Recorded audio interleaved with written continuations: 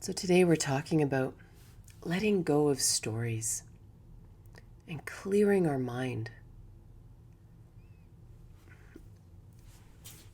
One of the reasons I wanted to talk about this today is that one of the big challenges I find is when we feel stuck in our life. For some reason, we just feel like we just can't take that step forward, or we don't know what the next step forward is, or we don't know how to find joy in our life, or we just don't seem to be having a lot of fun. And we find ourselves maybe stuck in depression or anxiety, or we just don't know what is wrong. Well, one of the weird things that we do as humans is that we retell stories from our past over and over and over again. It's like, if you tell someone a story, it may very well be the 40th time you've told that story. And there's lots of good reasons to tell stories, right? I mean, if I met someone and they were really struggling parenting one of their kids, I wouldn't give them advice on parenting unless they say, Trina, I don't even know. I don't even know what to do. What would you do? I might give them a background and say, well, when my kids were this age, there's this thing that happened, and I might tell the story because it's relevant to the question, right? There's an experience there that is actually maybe helpful. So it isn't that all stories are bad or anything like that. The stories that are weird, the ones that we're talking about today, are the ones that perpetually are told in our mind.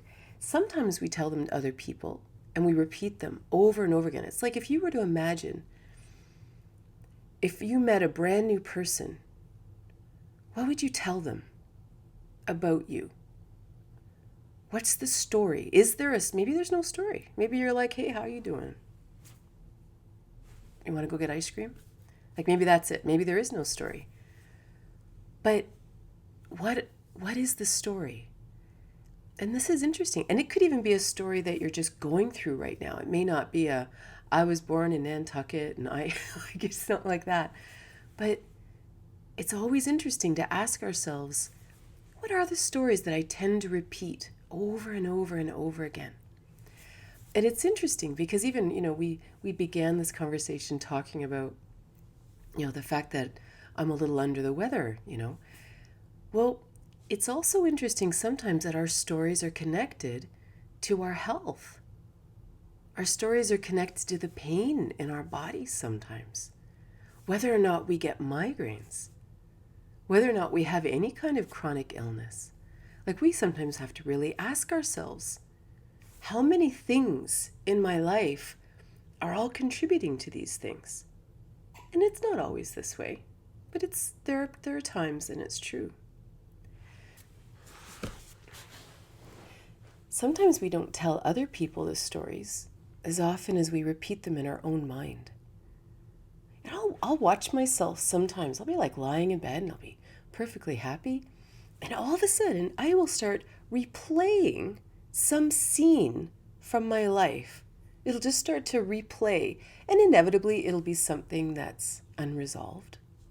It'll be some story from a past relationship or something that's maybe I feel like I could have said something different, or maybe I did the wrong thing, or maybe I didn't do the wrong thing, but I just didn't like the outcome, And I'm always intrigued when that happens. It's and I feel myself, and all of a sudden I'm all emotional, and I'm right there, and I'm like, why are you retelling this story?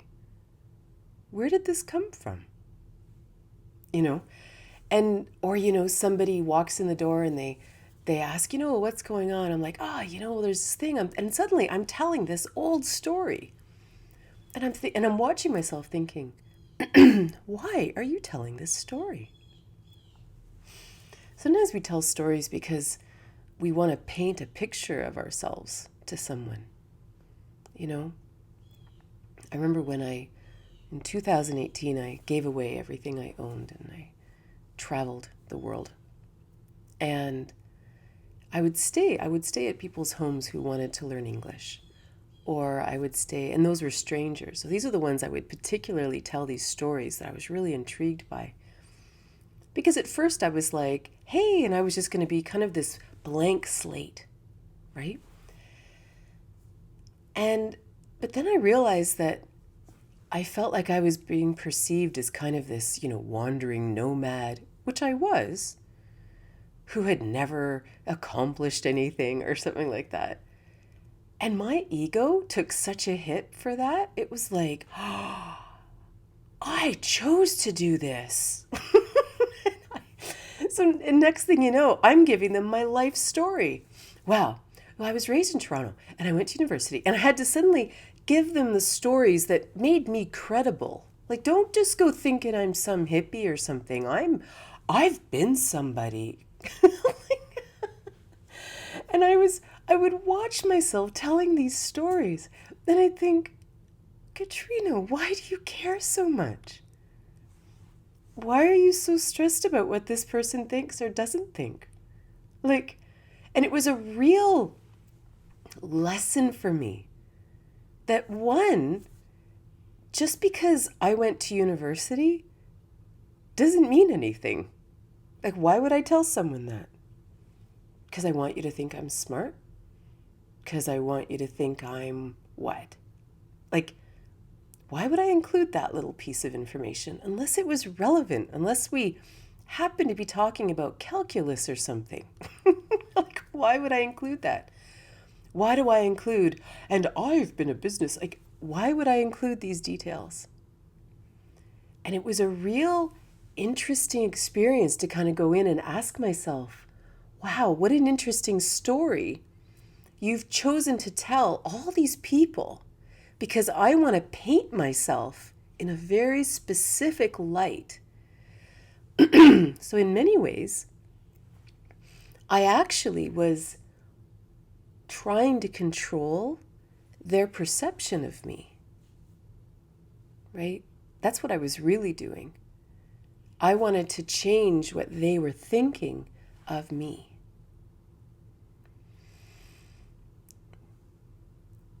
So it became my discipline. Once I was really, because the truth is too, I really got sick of hearing myself tell these stories. Like, I think I probably did it probably maybe 3, 4, 5 times. I'm not the fastest horse in the barn, you know what I'm saying? And but then after about 4 or 5 times probably, I was like, okay, Katrina, you already know this story. Why are you telling it again? So it became my new experiment to not tell the story, to not give the background. Because even then, right, I could choose to tell them any background. I could choose to tell them all the low points in my life. I could choose to tell them all the boring points in my life. I could choose to tell them all kinds of things.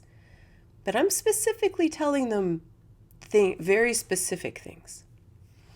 So then I had to actually just be in the moment right now. It was almost like trusting that every experience I'd had up until that point had created the woman standing in front of them in that moment. The woman staying in their teenager's extra room or something, right? I was just this human that they were meeting for the first time. Imagine just standing, not on your laurels, but just on who you are today. No backstory.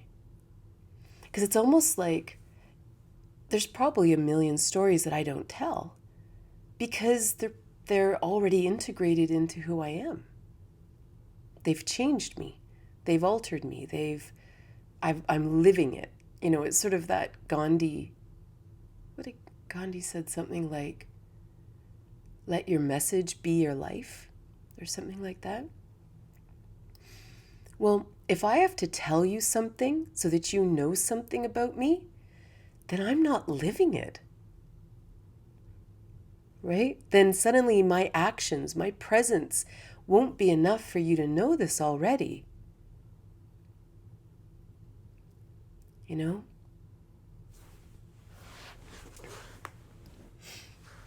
Sometimes telling our story is a nice thing. Sometimes it creates common ground, right? Maybe you meet someone and you want to find some common ground with this person, and they're like, oh, well, I was raised here, and you can say, oh, I've been there. It's really nice. It's not that all stories are bad. It's the stories we repeat. It's the stories that we tell so that someone else thinks something about me. And that can be posturing, right? It can be posturing to make me feel better than you so that I feel good about myself. But sometimes we tell stories to posture ourselves lower, right? We actually tell stories to make sure you know how victimized I've been in my life and how awful my life has been. I want you to know how really horrible my life has been. And that's another really interesting reason to tell a story. If we're telling someone a story, why are we telling them a story that paints us a certain way? It's a very, very interesting thing, and we do it a lot. It's like if I tell you a story about this horrible time my ex-husband did this thing to me. Why am I telling you this? Are you dating him? Like, is this somehow relevant to this person I'm telling? Like, is this helpful to this person? Because, that's weird. Or am I dating you? And I need you to know that I'm not putting up with this again because my last guy, he did this thing to me? Because if neither of those are true, why am I telling this story? So the first thing is, sometimes we actually do need to tell a story, because sometimes it's the first time, right? We live in a world that is so, historically, I don't think this is where we're going, but historically, we've lived in a world that is so oppressive. Literally to the point that, it was funny, my friend Nelda was over yesterday and she was talking about, she's studying a lot of law right now. And really interesting stuff. And she says, I'm so fascinated with law. And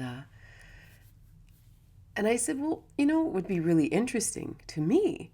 I said, one of the great challenges I find about law is that it assumes that all people have conscience. I said, a lot of laws are created because of sociopaths. And they seem to evade the law anyway. But if you actually separated people, anyway, that's a whole other conversation. But a lot of people have really been oppressed by really nastiness, like real nasty people, right? Like really mean people, right? And then we're taught that you're not allowed to say anything, or that it's somehow your fault, or that somehow you asked for it just by being born. This is somehow your fault that your parent did this thing to you. Like, and that's somehow been taught to us. And so if you're with a counselor or a friend, and that story comes out for the first time, it comes out of the darkness, it comes out of our unconscious, that's a really big deal to unravel that and take it out of that and say, that's not normal? This wasn't my fault? And to actually release the stored emotions, release everything that's been literally woven into it, and we thought it was us. This is really important. Like, this is part of the healing process. It's like expelling a toxin. It's really, really important. And it's really possible, too, that the second time we tell this story, it's equally important. And maybe the 20th time we tell that story, it's equally important. But the story has to change over time, or else we're just going to get stuck in it. When, I think it was in 2011, 2011, we had a tornado come through Godrich. This is the town I live in. And it was really traumatic. My house wasn't destroyed, but a lot of it was wrecked. And we were in the house and, we witnessed it, and it was definitely scary and traumatic, and didn't sleep right for a long time after that. And the town was really messed up. Like it was a really hard time.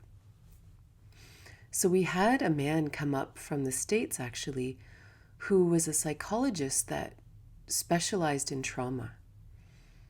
And he had actually been there at 9/11 helping with the first responders' trauma. And so he came up and did a few sessions at my train station to help the community deal with this trauma. And one of the tools that he said to use was to sit down and write down your trauma with as much detail as you possibly could. Right down to the smell, the sound, the emotions, the feelings, everything. Write it down in the tiniest detail you possibly can. And write as much as you can. And then every day, read it out loud. Right? For 2 weeks, read it out loud to yourself. Every day.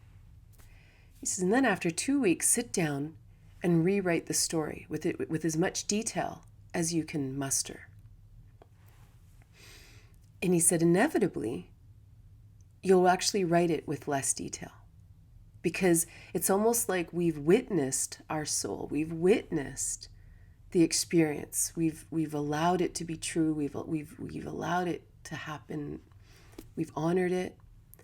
And then inevitably, when we try to write it again, if the first time we wrote it, it was 10 pages, now it's going to be 5. And then we read that story out every day for 2 weeks. And at the end of that, we rewrite it. And he says, this goes on, and we keep doing this for a few months until one day when you write the story, it's like one word. This is a really important aspect of the healing journey when it comes to why we tell stories, especially painful stories. Because the challenge is, when we tell a story, when we find ourselves telling a story over and over and over again, we actually aren't doing it with enough detail. It's like we're skimming across the top to the important points because we want the other person to know something, but we actually aren't witnessing the real pain inside because we're skipping all the stuff that would actually help us heal. And then what happens is the story, instead of getting shorter, becomes like a doctrine. It becomes something I can't forget. I have to just keep telling the story exactly the same way. And there's a real danger in that because we're missing stuff. We're missing points of the story. And even as we get older and older and older, we also, if we continue to tell the story exactly as we've always done it, we just repeat this same, it's like a mantra that we're repeating in our body. This is your reality. This is your reality. This is your reality. And we never get to pop out of it.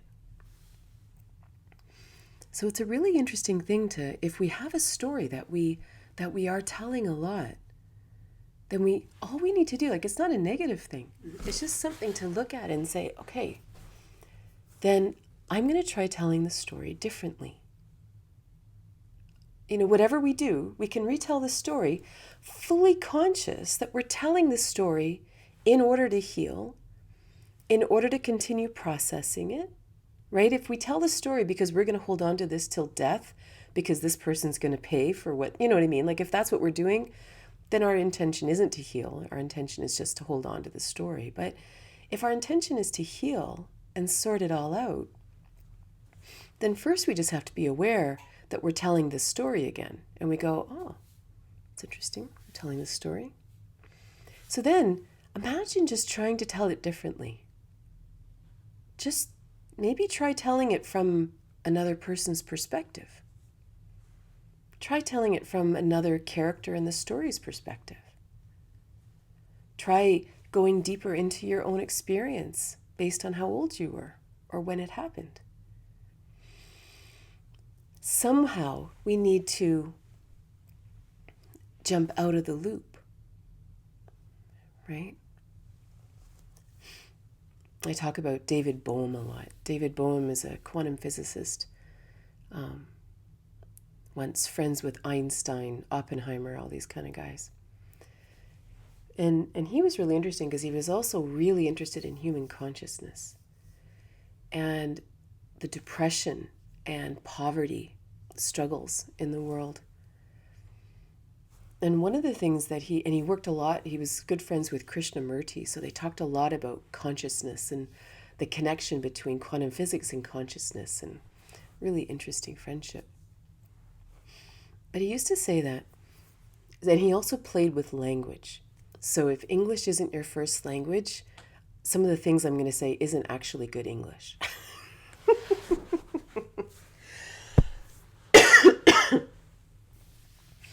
So we used to talk about the idea that when we say, what are you thinking about? Well, here's what I'm thinking about. It makes us feel like I'm actually currently thinking about this thing. And he said, a lot of the times when we're thinking, we're not actually thinking. We're actually thinking old thoughts. So essentially, our language is deceiving us, that we're not thinking at all. We're actually thoughting, right? We're just thoughting. And this is really, really valuable, to be consciously aware all the time. Am I thinking right now? Am I even present? Am I even here right now? Or am I thoughting? Am I just thinking an old thought, repeating an old thought? And then he said, it's the same as feeling. Oftentimes what we're feeling right now isn't a current feeling at all. I'm just repeating an old feeling, something I once felt. So I'm essentially felting. And this is really, really fascinating. Like here we are on Insight Timer, where the whole goal is mindfulness, living in the moment, rising above whatever we were raised in, whoever we were yesterday, perpetual expansion of self. Well, that can only happen if we're here. Like I have to actually be here in this body right now to grow. Right? Like if my mind and my being is actually thoughting or felting, I'm not growing because I'm not here. I'm actually on a different timeline. I've actually brought my consciousness to an old timeline, and I am felting something from the past. I am thoughting something from the past. I'm not actually in this time at all. And therefore I can't grow. I can't think. I can't feel because I have actually transported myself to a different time. This is really, really valuable. And it's really interesting too that and again, like everything I'm talking about, this has been normal. This is all of Hollywood. I mean, I was raised on soap operas. Like we're used to this. We're used to telling the old stories and then living in the old stories and then beating people up with the old stories. Like this is just what we were raised with. It's not it's not a character flaw or something. It's just it's just the pool we've been swimming in for most of our lives. But it's really interesting so not only do we personally live in an alternate timeline, we meet someone and we actually want to bring them onto an alternate timeline, right? So imagine you meet someone here in this moment, at this time, in this time and space, and you say, I'm so glad to have met you in this time and space. But can we go back in time and go relive some old stuff that I've can we kind of go back on my time? Like, do you mind coming with me back in time? And that's interesting that we do that. And it's one thing to have a counselor or something to say, hey, I just think maybe it'd be helpful to go back in time, to go check out some things. And maybe the counselor says, yes, let's go on a little journey, and see where some of this stuff might have begun, right? But would you take the counselor there twice? Do they need to go twice? No. Right? We went there with a purpose. We went there to see something so that we could, now we know what to work with. Why would we jump timelines again?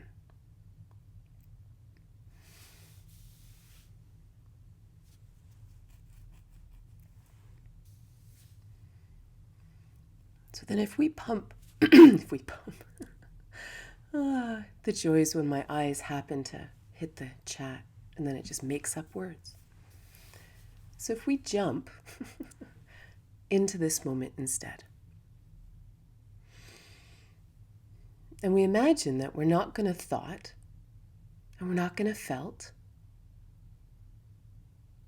and we're actually going to just be here right now. And we allow our mind to be clear. Imagine.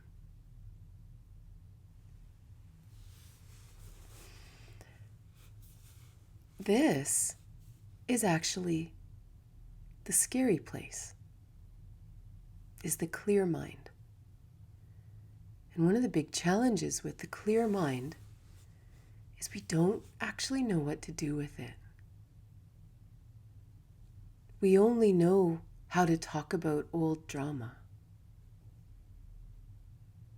So if I'm clear, what do I think about?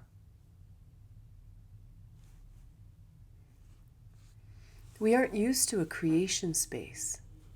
We think as humans somehow we're just here to, get through the day, chew up the fat, just do whatever. But what if we're actually here to have a clear mind and be creators every day? This is sort of an uncharted territory. It brings me back to my friend Viktor Frankl. I love Viktor Frankl. Viktor Frankl was a Austrian Jewish psychologist who ended up spending 4 years in concentration camps. And one of my all-time heroes, huge influencer of my thoughts.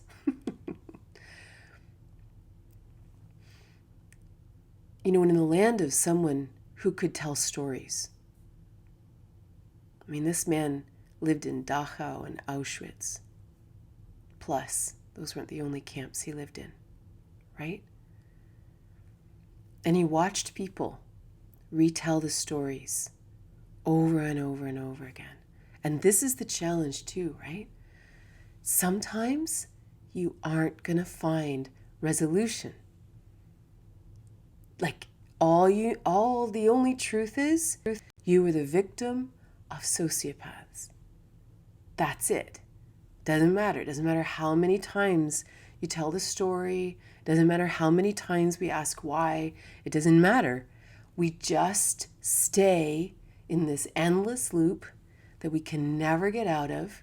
We just circle and circle and circle, right? Because you can't understand the actions of a sociopath. It's not possible. You can't do it. So there are stories that we just have to stop telling because there is no resolution. And so he had many, many people come to him afterwards, just locked in these stories. Justifiably so, in the land of trauma. Right? But what he discovered was, there's a famous story of him, which only Viktor Frankl is allowed to do, but, he said people would come to him for counseling, and they would tell him these horrible stories and everything that had ever gone wrong in their lives, and then eventually he, at least once anyway, he looked at them and said, "Wow, your life sucks. I'm surprised you haven't just ended your life. I mean, it's so awful." And the person's like, "What? Like, what kind of counselor are you?" Well, he's a counselor that lived through 4 years of concentration camps. That's what kind of counselor he is. And they'd say "Well, no, that's not cool. You can't say that." And he'd say, "Yeah, but listen to you. Listen to how awful your life is. It's really, your life is terrible." And they'd say, "No, but there's still this, and then there's this, and there's hope, and then, and my kids, and what if I did this, and I've always wanted to learn to play the cello," or whatever. And he'd say, "Then let's talk about that." And that's an extreme example, but that's, in my experience and in my own life, in my experience, this is the number one challenge in our lives when it comes to this storytelling. A watershed? A watershed in science, there's a ridge or a place on a piece of land where the water, one side flows to this ocean and the other one flows to another sea or something, right? And this is the watershed. Well, there's a point where all of our stories go one way, right? We are on this watershed, right? That's where we are. We're here. We're like, okay, so I don't want to keep telling the stories and I don't want to keep living in the past, but I don't know what happens on the other side of this watershed. I don't know what I do with myself. That's where Viktor Frankl said, this is where we find things we love. The things we want to do, we want to create. What is it that I really want to do with my life? And if I said to you, this is what I really, really want to do, the last thing I would tell you is I can't do it because something that happened in my past. There's absolutely nothing stopping me from doing anything. The only thing that would stop me from doing something going forward is something in my present. Right? That's it. If I want to run a marathon and I'm in a wheelchair, that's in my present. That's not going to allow me to run the marathon. Right? But that's in my present. So the question is, what do I want to create now going forward? And so oftentimes in this watershed, one of the greatest challenges is because we don't know how to create, or we have philosophies inside of our minds that say, no, I have to just keep chewing. I must be depressed. I have to be angry. I have to hold on to this stuff. I have to tell the stories. I have to be angry, or whatever. Because we just don't know what else to do with ourselves. So then we come back into the present moment. We're in 2022. We're learning to meditate. We learn to do yoga. We learn Tantra. We're doing all these spiritual studies. We study Buddhist mindfulness. We listen to solfeggio frequencies. We do all these amazing things. Why? Why are we doing it? Well, initially we do it to heal from this side of the watershed, right? There's just so much stuff here, so many challenges. But once we find ourselves on the top of the watershed and we realize, okay, something else is possible here. I can live differently. I can live creatively, literally creatively. I can actually make choices.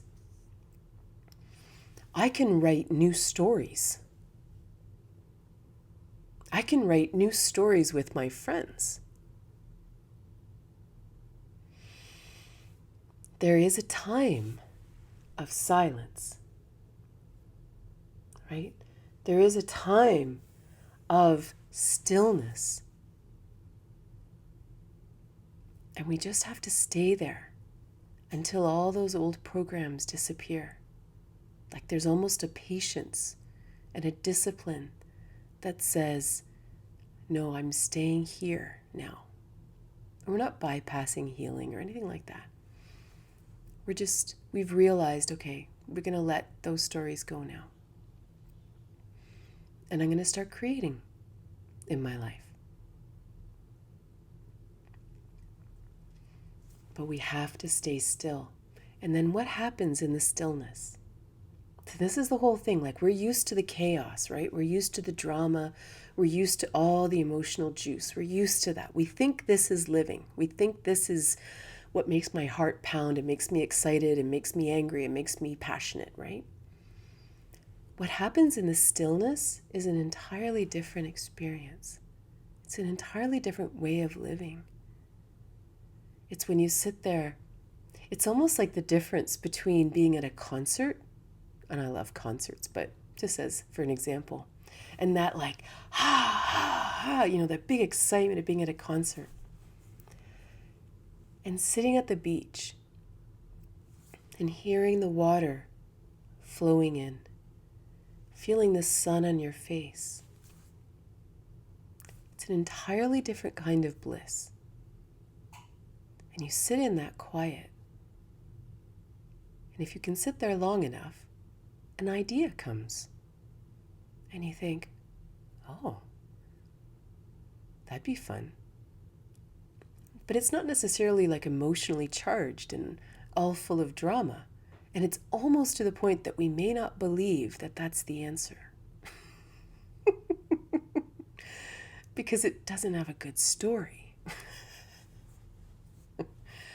So it's a really interesting thing and this was Viktor Frankl's whole thing. It isn't just about not telling the stories. It's about replacing it with the steps forward in our life, right? It isn't just about sitting still. It's like, all right then, what do I really want to do? It's like, I remember reading a quote once, and someone said, everybody wants to be immortal, but nobody knows what to do with a rainy Sunday afternoon. Can you imagine if that's how we were meant to live? Just being creative and joyful and enjoying life? Why would we ever retell an old story? Can the retelling of stories be a way to process the emotions? Totally. And that's the awareness, right? That as soon as the key is the awareness, right? Because, if someone comes to you and they're telling a story, like there's been people in my life who they get stuck in a story and they'll keep telling this story with the same emotion, but they aren't actually processing it. And this is the thing, like they're not actually processing it. It's almost like they want me to jump into the guilt pool, or they want me to jump on we hate him or something, right? And it's always weird. It's kind of like, because then if I say something, hey, because I assume they're processing emotions, then they go, well, no, and they argue with me. And I'm like, so you just want me to hate your ex-husband? That's why you're telling me this story? So it's just an important thing that if we're processing emotions, I'm all in. Like I am so all in. I will help. I will hug you. I will poke you. I will do whatever it takes. If I love verbally processing stuff, so I'm 100% with you.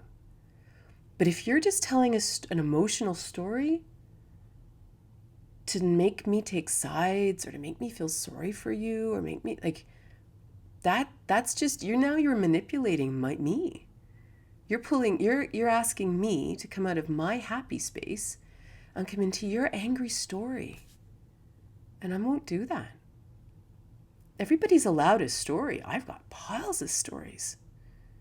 you know? But I don't expect you, if I have a story that fills me with shame and guilt and anger, I don't want you to have to relive my crap, my karmic path, right? And this is where we have to be very careful. Why we're telling these stories. You know, if I really, really want to choose something up, one of my kids will be here or a close friend, and I'll say, I got a story that's flying through my mind and it's pissing me off. Can I chew this up with you? And they go, yeah, sure. Hit me.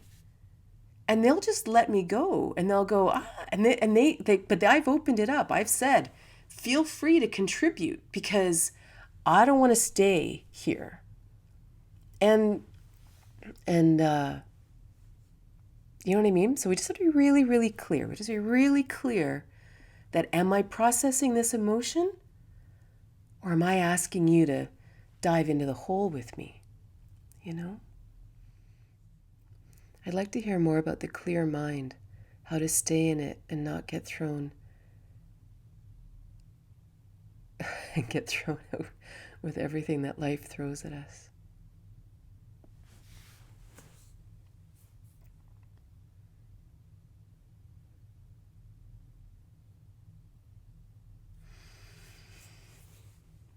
I think the number one thing is to simply really want the clear mind.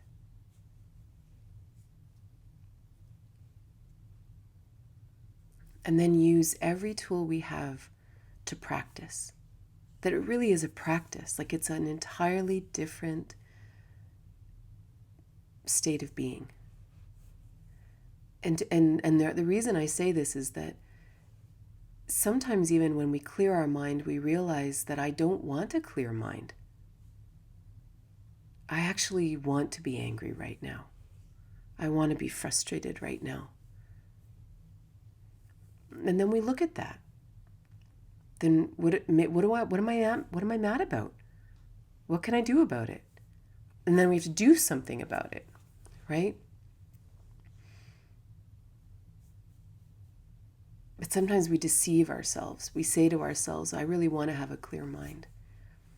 But we don't, because it's almost like there's an elephant in the room that needs to come out, and the elephant's poking us, and we have to deal with the elephant. But if we genuinely want to have a clear mind, like for me, I was laughing because I was thinking about how my sinuses are heavy. They're just heavy. I don't know what they're doing. They're just heavy. And I was laughing about it this morning because it was almost like I was thinking my mind kept doing this thing. It kept going into this whirlwind of junk, right? I'd be fine, and all of a sudden it was just like, this came in. And I was trying to work, and I was trying to do my thing this morning. And then finally I was like, okay, fine. And I went and I grabbed my journal and I sat down and I was like, what is this? What is in my head? Because get out. You don't belong here. And I was laughing because, when I journal, I just journal whatever comes into my mind. Like if you're going to get in my mind, you're going to go in my book. So there's no hiding. You're not allowed to hide in the corners of my brain and poke at me. And so what came to me this morning was whatever this, whatever this tension is in my sinuses, like there's nothing in them. They're just, I don't know what they are. They're just sitting there bugging me. And the vision I had was they were like that whatever was in my, and again, we think about our sinuses, but it was almost like the vision I had were dogs, which is ironic that you asked this, Mary Beth, that were dogs barking at the door to come in, right? That there were these like little thoughts that were barking at the door to get into the clear space. And that's how I saw my sinuses this morning. I'm like, what are these thoughts that are desperate to get inside my head? And I was kind of laughing about it because I was thinking, that's interesting. And then, of course, I can just ignore them because they don't belong in. and that's it. So to me, if to have that clear space, to use any tool you have. If it's journaling, repeating a mantra, singing, chanting, going for a walk, going for a run, dancing, go out in the sunshine, sit by the water, like to actually discipline ourselves that no, you're not allowed in. Clear space is what I'm all about. And because it takes effort to change a habit. And if those dogs are always allowed in, right? No, the door is shut. The way is clear. It was made by the dead. The way is shut.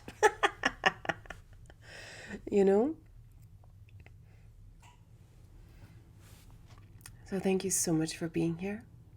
And I hope you have an awesome day.